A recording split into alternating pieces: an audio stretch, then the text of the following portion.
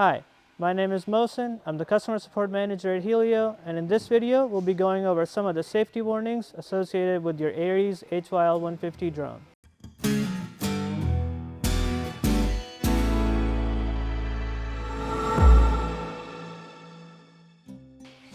Most likely, you received your drone with these RF whip antennas attached to the top cover. Please make sure you install these onto the drone before powering it on. It's as easy as just screwing them on here. Make sure to never turn the drone on without these antennas installed.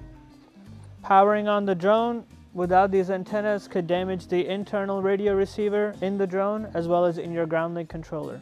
Make sure when replacing the propellers on your drone that you are extremely careful about matching the orientation of the motor with the orientation of the propeller.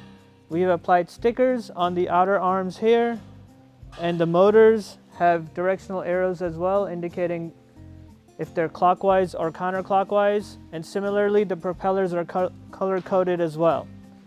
You will note the counterclockwise propellers on the ARES drones have orange tips, as can be seen here. This is a counterclockwise propeller on a counterclockwise motor, motor 1 on this particular drone. And the clockwise propellers have white tips on top. Always make sure to double, triple check that you did fasten the correct orientation propeller on the correct motor.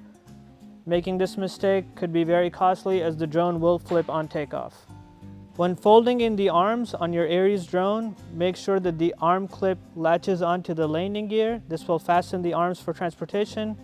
Be very careful not to drop the arms when folding them in, or you will break this arm clip. Make sure you click it in place as such, and this will secure the drone for transportation. Use the provided bungee cords to fasten the propellers to the arm folding joint so they don't move around while you transport the drone. Always make sure to exercise caution when installing the tanks on your drone.